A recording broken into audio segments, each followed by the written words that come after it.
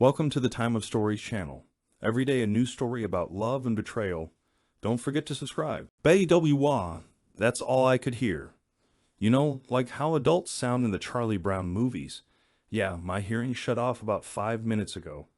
The sounds I heard were drowned out by a roaring as blood rushed to my ears in intense anger.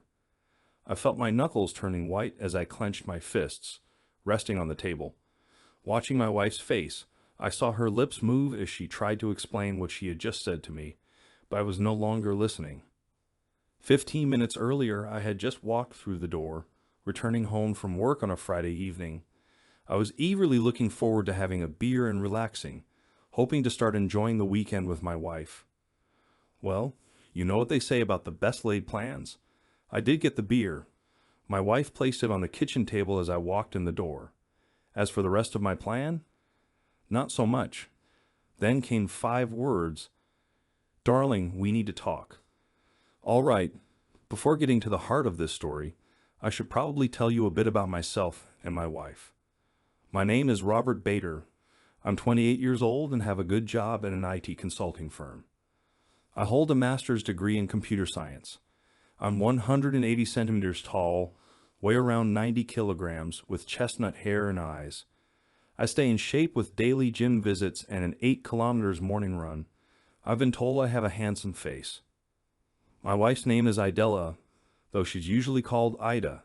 She's 2 years younger than me, about 165 centimeters tall, curvy but fit. She goes to the gym about 3 times a week.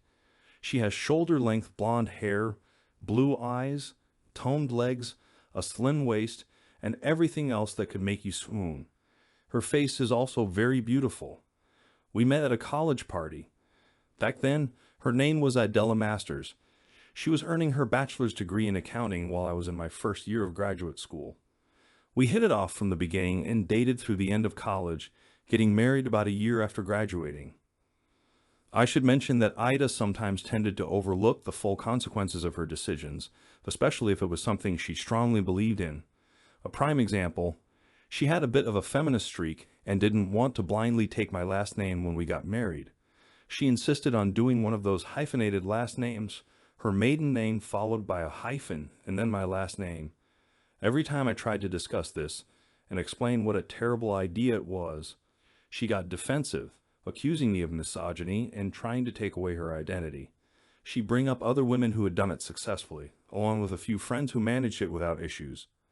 She'd go on about how the patriarchy forces women to take their husbands' last names to control them. I tried to explain that this wasn't about control, but finally, I just sat her down, wrote out her proposed hyphenated last name, and had her read it 5 times. If she still wanted to use it after that, I wouldn't object anymore. Her maiden name was Masters. My last name is Bader. Together, they formed Masters Bader. The idea was suddenly dropped, and she changed her maiden name to mine. I told you she's a natural blonde, didn't I? So we've been married for almost 5 years. We don't have children yet, but we've started working on it. We talked about her getting pregnant around our 5th anniversary, which was just over 2 months away. She has issues with birth control pills, so we've always used protection when we were intimate. Our plan was that, on the night of our 5th anniversary, we'd be together without protection for the first time. It would be a special night for us. This brings us back to the beginning of this unfortunate story. With a beer in hand, sitting across the table from my wife, I heard 5 devastating words. I just want to try something. I blinked. What does she mean? She continued, something a little different for a month or so before we have kids. I need to get all of this out of my system before I settle down and become a mother. So let me get this straight, I said, my voice shaking. You want to date other guys while you're married to me? You want to go out, have fun, even sleep with other men, completely breaking the vows you made to forsake all others, and you expect me to be okay with this? Are you out of your mind? My voice rose with the last phrase. Look, Ida said, her tone calm but firm. It's only for a month or so. I just need to get this last bit out of my system, and then we can have our special anniversary night just like we planned. Once this little phase is over, I can settle down and be a loving, faithful wife for the rest of our lives. Not just no, but hell no. I practically shouted. Robert, I've already made my decision. This is something I need to do. I'm not asking for your permission. I'm just letting you know in advance so it won't be cheating. Seriously? How can sleeping with other guys not be cheating on me? It's not cheating if you know about it and it's open. She replied as though that made it better. It's only cheating if I try to hide it and sneak around behind your back. That's not what this is. That's why I'm telling you about it in advance, before it happens. Besides, it won't be every night. It'll probably just be Friday or Saturday night, and I'll be back home in the morning. We'll still be intimate a few nights a week, and I'll make sure I'm freshened up before coming home after my dates. You'll never have to worry about any awkward moments. Oh, I'm sure I'll never have to worry about awkward moments, I retorted, because I won't be touching you after you go on one of your dates for the first time. Where did you even get this nonsense you're spouting? What in the name of everything holy planted this ridiculous idea in your head? I was almost certain I knew where it came from, but I thought I'd ask anyway. Well, Ida began hesitantly. I was talking to Susie about our plan to start a family. Susie? Of course. You mean your 4 times divorced colleague, Susie? The same Susie who cheated on all 4 of her ex-husbands. Are you seriously taking marriage advice from her? Well, Ida said defensively, she said that I really need to get everything out of my system before we start a family. That way, I could truly relax and be a great mom and a loyal wife without regretting anything I might have missed out on. Plus, she suggested that this experience with other guys could help improve our own intimacy, teaching me some new ways to bring you pleasure. It could open the door to an even better sex life for us. She was thrilled, wasn't she? I said, my voice dripping with sarcasm. It was absolutely clear that she was going to go through with this no matter what I said. I tried a few more arguments, but each one was shot down. All right, time to bring out the big guns. It's completely clear that you're going to go through with this regardless of my wishes. So, when are you planning your first date? Actually, I don't have a date set yet, she admitted, but Susie and I are planning to go to a club tomorrow night. All right, but I'm warning you, if you try to bring anyone back here, it will end very badly. Oh, I would never show you such disrespect.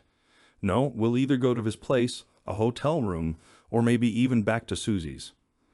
All right, I am in no way giving my permission, and I do not agree to any of this, but it's clear that my opinion has no bearing on your decision.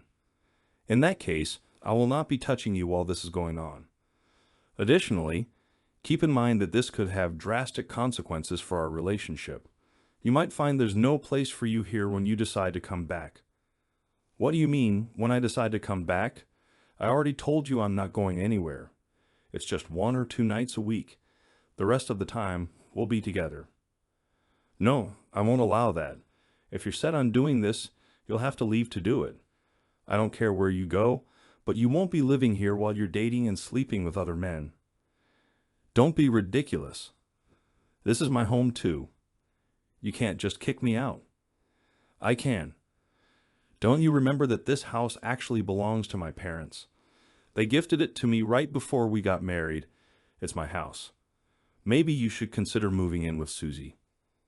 The rest of the night and the entire next day were filled with cold silence. She tried to make me sleep in the other bedroom, but I insisted that the bed was as much mine as it was hers, and I was going to sleep there. If she didn't want to share a bed with me, she could sleep somewhere else. We largely avoided each other the following day as well. Around 8 p.m., Ida came downstairs in her black dress, stockings, and garter belt. No, I couldn't actually see the garter belt or the tops of the stockings, but I knew the look. Wearing 10 centimeters heels, her hair styled, makeup on, and her night out on the town jewelry, she looked ready for her adventure. The only thing she carried in her hands was a small clutch. Did you forget anything? I asked. No, I have my phone, wallet, and ID. I think that's all I need. What about your suitcases, clothes, makeup, toiletries, and so on? I'm only going out for the night. Why would I need all that? I'll be back by morning. Actually, no. As soon as you walk out that door, I'm changing the locks. I told you, you won't be living here while you insist on this nonsense. Don't be ridiculous. I know you love me enough to let me do this. Well, it's obvious you don't love me enough not to do this. If you walk out that door, you won't be coming back in. Just as she was about to respond, a car horn sounded from the driveway. That's Susie. I have to go, but we'll talk when I get back home. What she didn't know was that I had installed several hidden apps on her phone while she was getting ready in the bathroom. Now I could track her location, read her text messages, record her phone conversations. Hell, I could even activate her microphone and camera without her knowing. In fact, I activated her microphone as soon as she left the house. It was recording her conversation with Susie as they drove. I'd listen to it later. Right now, there was work to do. The first task was to change the door locks to the new ones I'd bought earlier that day.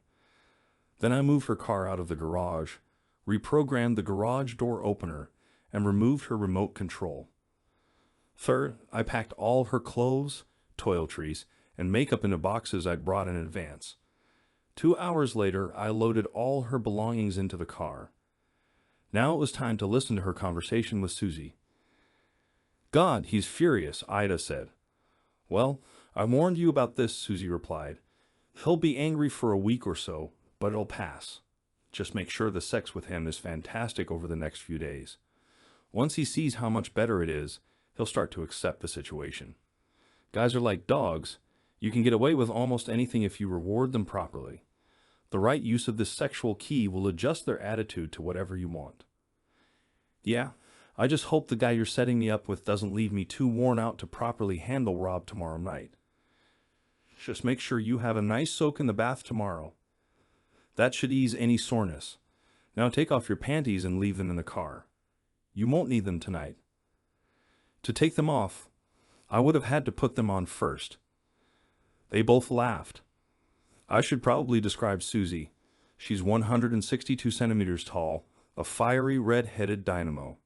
She has long, waist-length red hair, emerald green eyes, an angelic face, a slim waist, and the morals of an alley cat.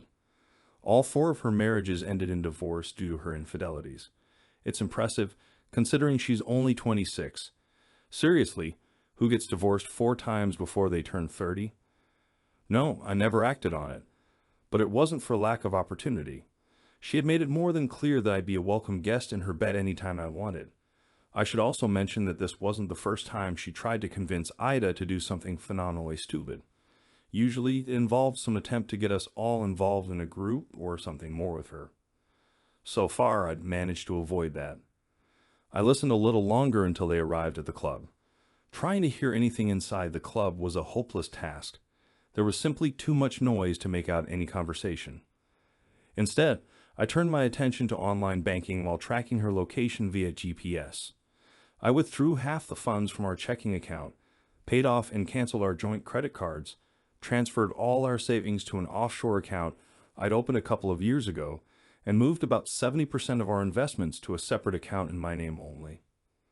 I noticed that Ida's phone GPS was moving, so I activated the microphone again. Sure enough, Ida was talking, and I could hear an unfamiliar male voice speaking with her. My phone's ringing, Ida said, rustling around. Hi, Susie, she continued, answering her call. How's it going? Hey, girl, did you leave with the guy you were dancing with? Yeah, we're heading back to your place to have some alone time. Hope you don't mind if we use the spare bedroom for an hour or so.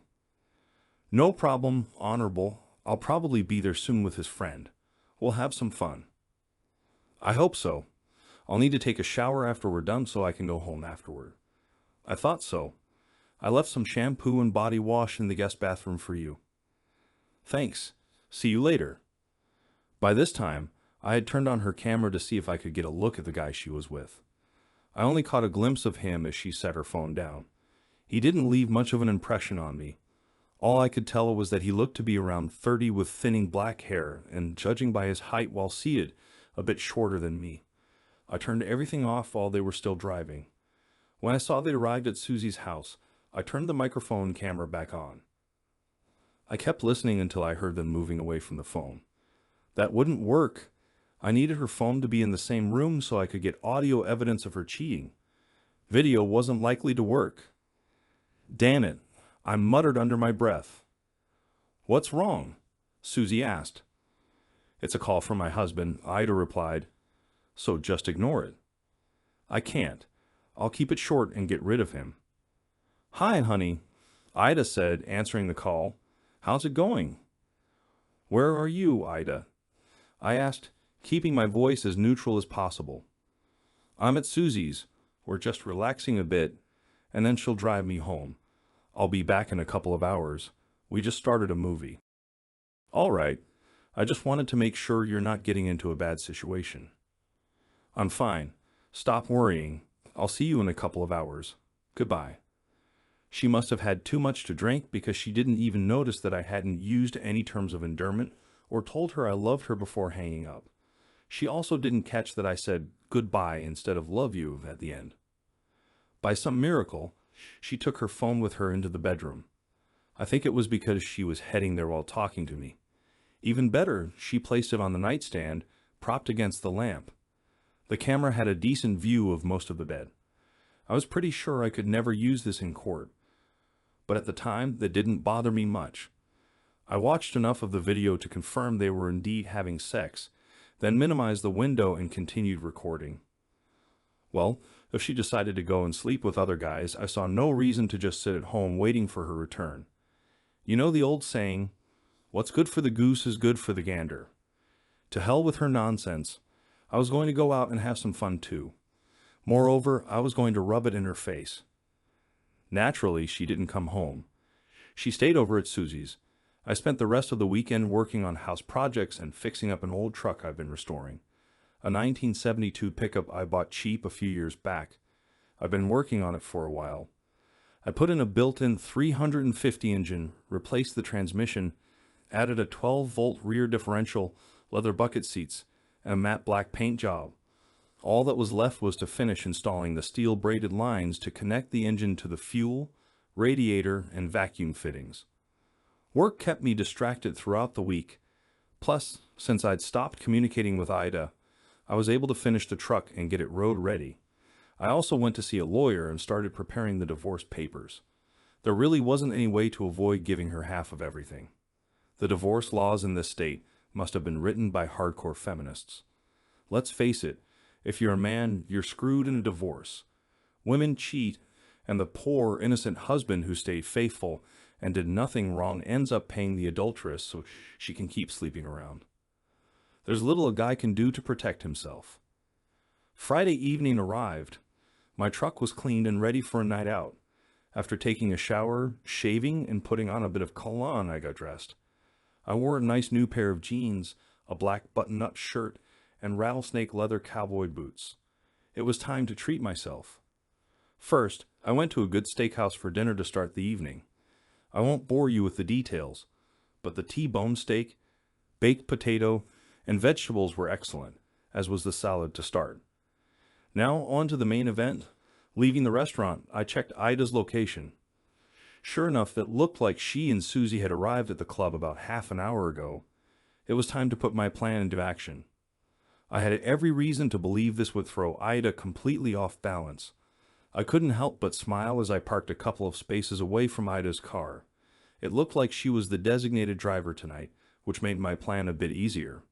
I didn't have to worry about Susie leaving her in a tough spot. Not that I was particularly concerned myself. Mostly, I was focused on the fact that it would be a bit trickier to get Susie to leave with me if she were the one driving. With a plan in place, as well as a plan B in case Susie suddenly developed a moral objection, I entered the club. They were easy to spot. Susie, I didn't know you'd be here, I said, approaching their table with a drink in hand. I had deliberately waited until Ida got up to dance with some guy. Rob, what are you doing here? Susie asked nervously. Probably the same thing you are, I replied. Since Ida moved out, I thought I'd check out this club and have some fun tonight. By the way, would you like to dance? I should probably tell you that Ida is here with me, she said, glancing toward the dance floor. And how does that stop you from dancing with me? Besides, since she's not here, I can only assume she's either in the restroom or on the dance floor herself. Come on, you've never turned down a dance with me before. Her worried look turned into a smirk. Of course I'd love to dance with you. We were out there for 3 upbeat songs before a slow one started playing. I didn't give her a chance to leave.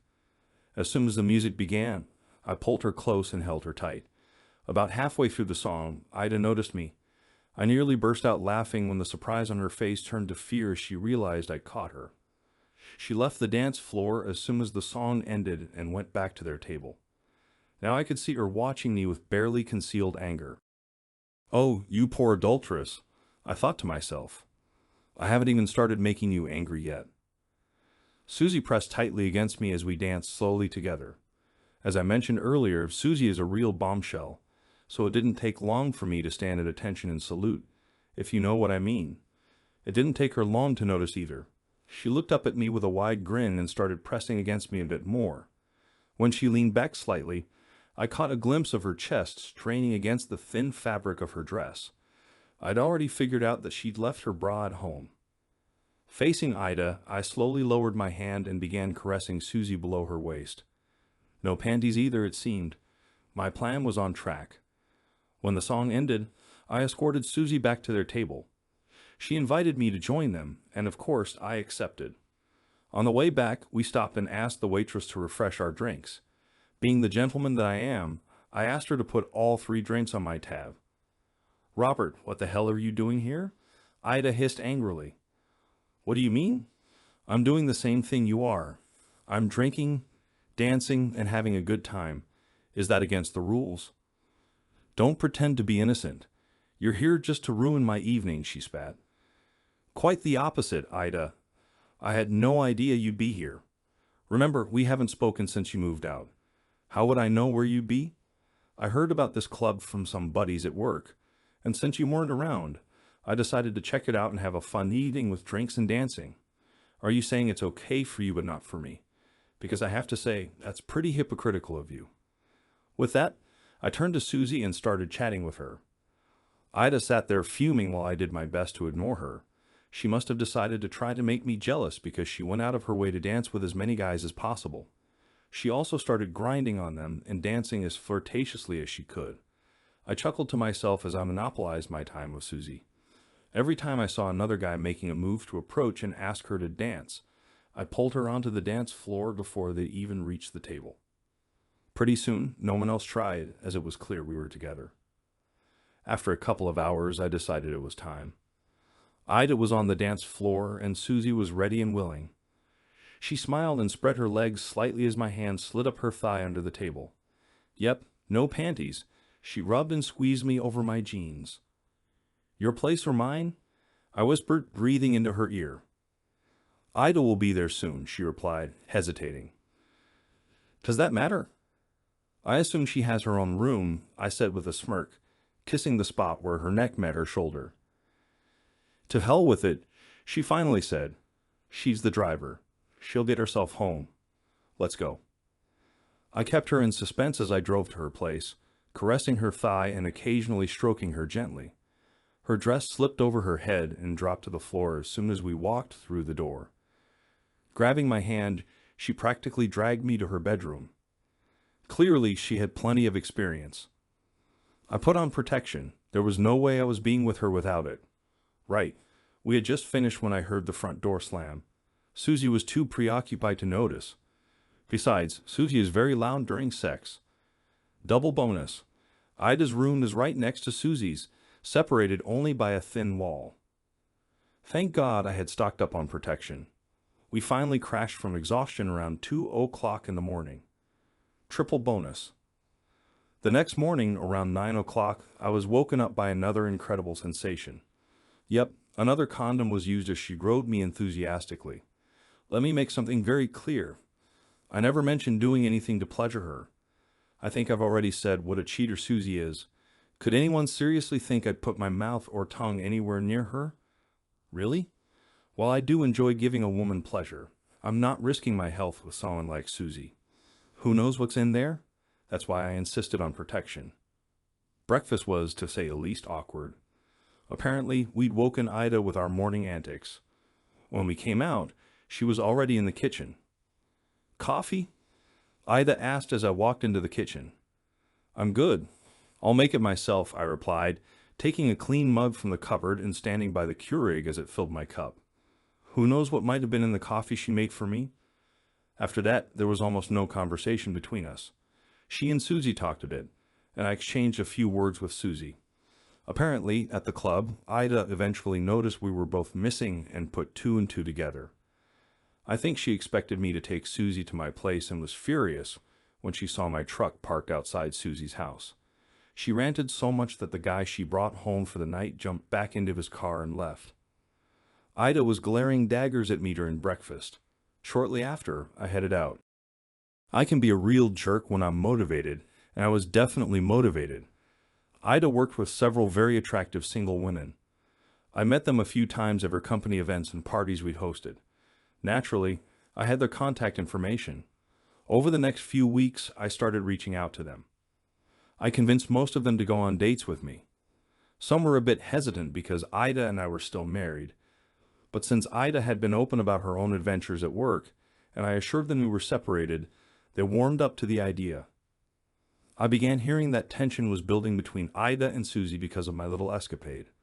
Soon, there was also tension between Ida and most of the other single women in the office. So yes, I started dating Ida's friends and colleagues. I took them out for drinks and dinners. I invited them dancing.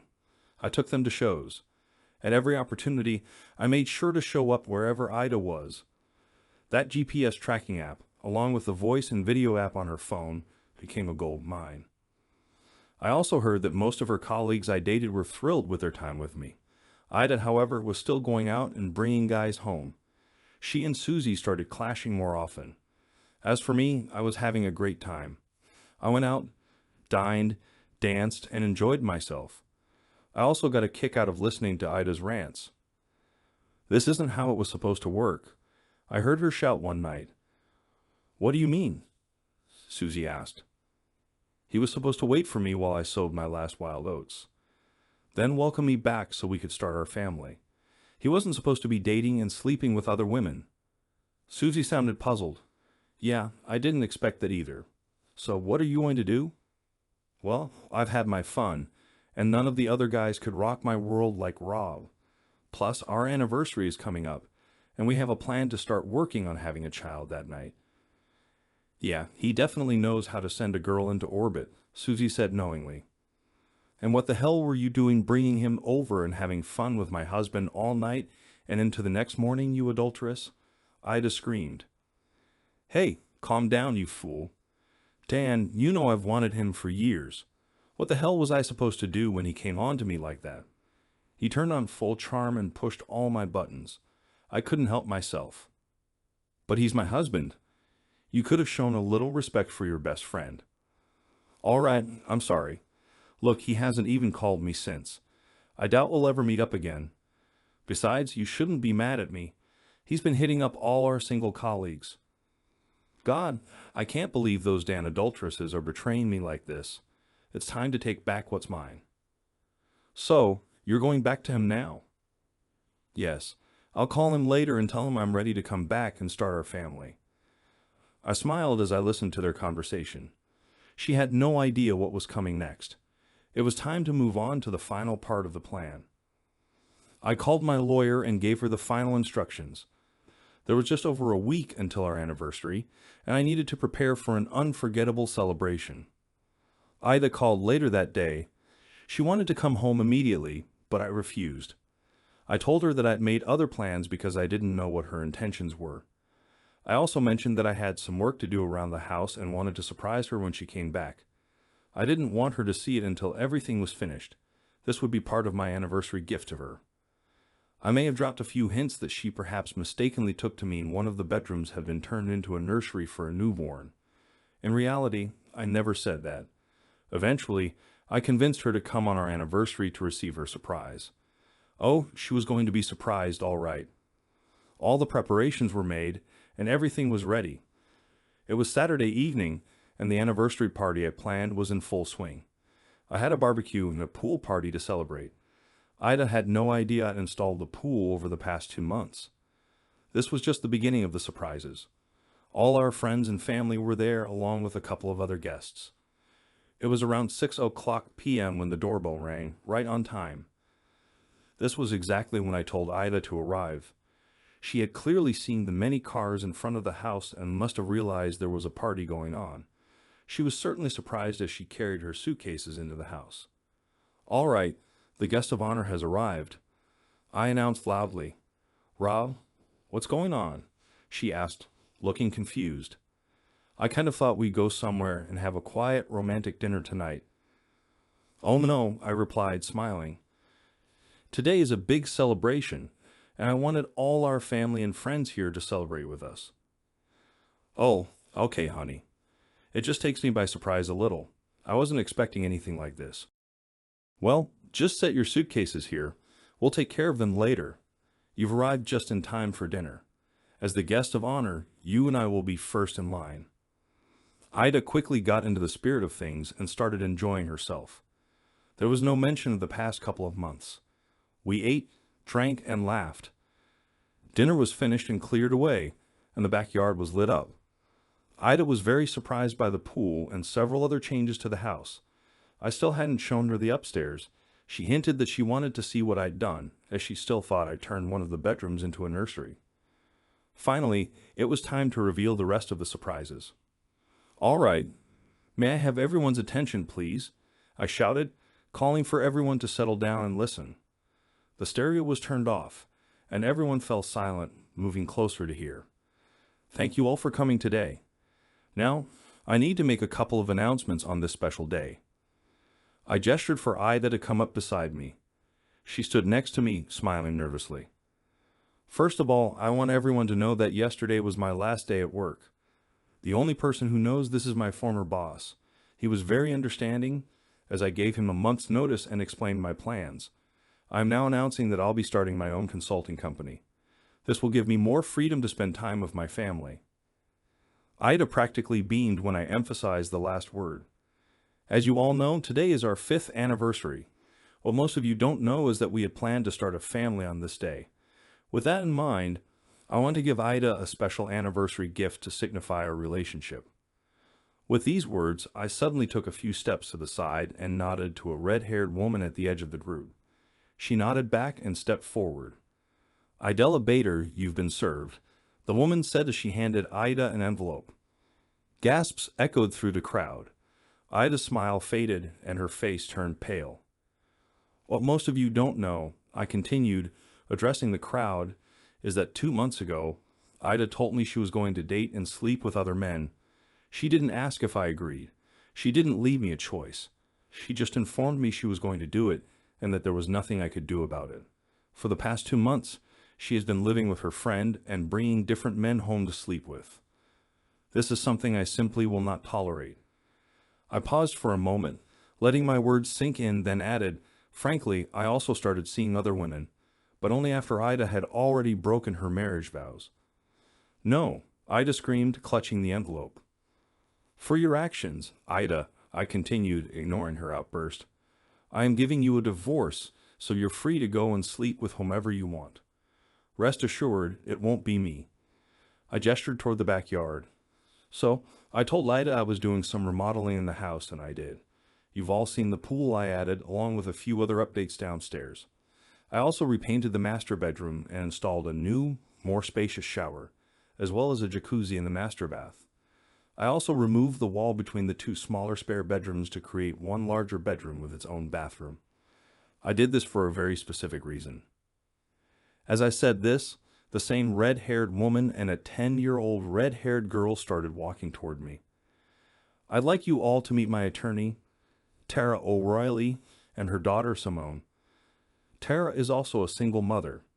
I met Tara 2 months ago, on the Monday after Ida went to the club and brought home her first guy. Since then, we've grown very close. Although we haven't officially started dating, we both feel there's something special between us. Simone and I also get along very well. Once the divorce is finalized and Tara is no longer my attorney, we plan to be together. Her lease is ending soon, and Tara and Simone will be moving in with me." I turned back to Ida, who was now shaking and on the verge of tears. "So, Ida, as for what to do with your suitcases, you can take them back to your car. You won't be coming back here. I told you I wouldn't tolerate this, but you went ahead and destroyed our marriage. Chaos ensued. Ida was sobbing uncontrollably. Her family was shouting and yelling. Most of the friends quickly left. My family sat in stunned silence. Tara and Simone quietly went upstairs and disappeared from sight. They were prepared for this reaction and had agreed when I asked if they'd be okay with it. Frankly, Tara and I haven't even kissed. Sure, we've gone out to dinner, and I've spent a few evenings with her and Simone at their apartment, but we agreed to hold off on anything further until my divorce was final.